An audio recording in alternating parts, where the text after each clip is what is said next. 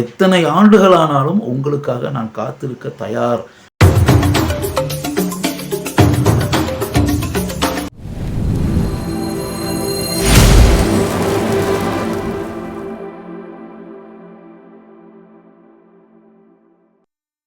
வணக்கம். நடிகர் ராஜேஷ் சமீபத்தில் மரணத்தை தழுவிவிட்டார். எனினும் தான் நடித்த நல்ல கதாபாத்திரங்களின் மூலம் மக்களுடைய உள்ளங்களில் அவர் என்றும் வாழ்ந்து கொண்டிருப்பார். ராஜேஷ் எனக்கு நன்கு அறிமுகமானவர். ஆரம்ப காலத்திலிருந்து அவருடன் நான் மிகவும் நெருக்கமாக பழகியிருக்கிறேன். அவருடைய வீட்டிற்கே சென்று பல பத்திரிகைகளுக்காக பல தடவைகள் நேர்காணல் செய்திருக்கிறேன். அவரும் நானும் பல நாட்கள் பல விஷயங்களை பற்றி ஆழமாக பேசியிருக்கிறோம், விவாதித்திருக்கிறோம். நான் மக்கள் தொடர்பாளராக பணியாற்றிய பல திரைப்படங்களில் அவர் நடித்திருக்கிறார்.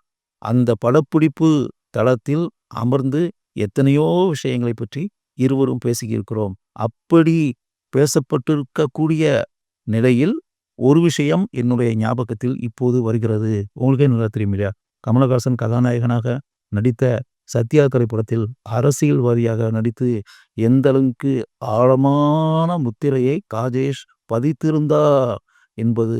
அதே போல மகாநதி வழக்கில் பேசப்படக்கூடிய ஒரு கதாபாத்திரத்தில் ராஜேஷ் நடித்து எந்த அளவிற்கு தன்னுடைய அருமையான நடிப்பு திறமையை வெளிப்படுத்தி இருந்தார் என்பதும் நமக்கு நன்கு தெரியும். இப்படிப்பட்ட நிலையில் ராஜேஷ் ஒரு படப்பிடிப்பு நடந்து கொண்டிருக்கும் போது என்னிடம் கூறிய ஒரு தகவல், அதைத்தான் இப்போ நான் சொல்ல போறேன். அது என்ன அப்படின்னா, ராஜேஷ் ஒரு கதையை தயார் பண்ணி வச்சிருந்தால் திரைக்கதை உரையாடல்களுடன் கதை தயார் பண்ணி வைத்து கொண்டு அந்த திரைப்படத்தின் கதாநாயகனாக கமலஹாசன் நடிக்க வேண்டும் என்ற ஆர்வம் அவருடைய மனதில் இருந்தது. தான் எழுதியிருக்கக்கூடிய கதைக்கு கமலஹாசன் கதாநாயகனாக நடித்தால் மிகவும் நன்றாக இருக்கும் என்று அவர் நினைத்தார். எத்தனையோ வருடங்கள் கடுமையாக பாடுபட்டு அந்த கதையையும் திரைக்கதையையும் உருவாக்கி பவுண்ட் வால்யூம் சொல்றோம்ல, இப்படிப்பட்ட பவுண்ட் வால்யூமாகவே அவர் கையில் தயார் பண்ணி வைத்திருந்தார்.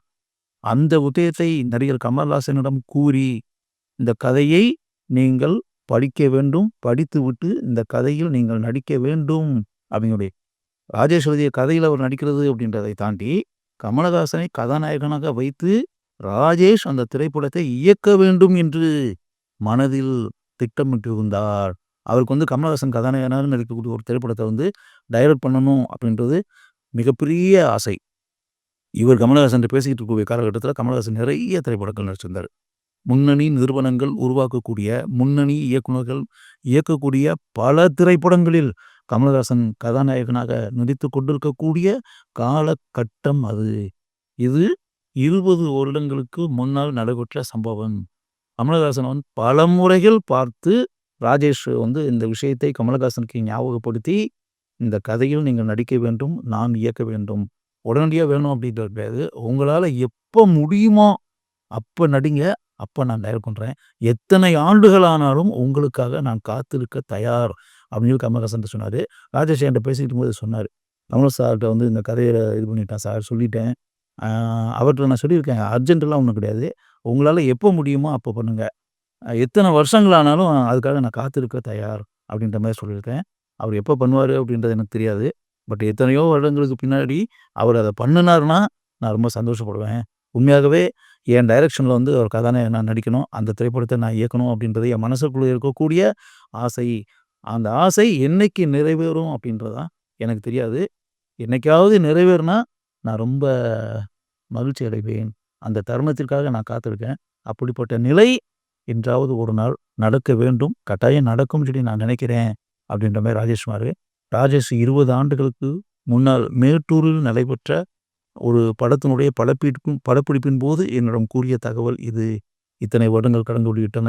ராஜேஷனுடைய மனதில் இருந்த அந்த ஆசை இந்த நிமிடம் வரை நிறைவேறாமலே போய்விட்டது. கமலஹாசன் கதாநாயகனாக நடிக்க ராஜேஷ் ஒரு திரைப்படத்தை இயக்க வேண்டும் என்ற வேட்கையில் இருந்தார். அப்படிப்பட்ட அந்த ஆவல் இந்த நிமிடம் வரை நிறைவேறவே இல்லை. ராஜேஷுடைய அந்த ஆசை இறுதி வரை நிறைவேறாமலேயே போய்விட்டது என்பது குறித்து எனக்கும் கவலைதான், வருத்தம்தான்.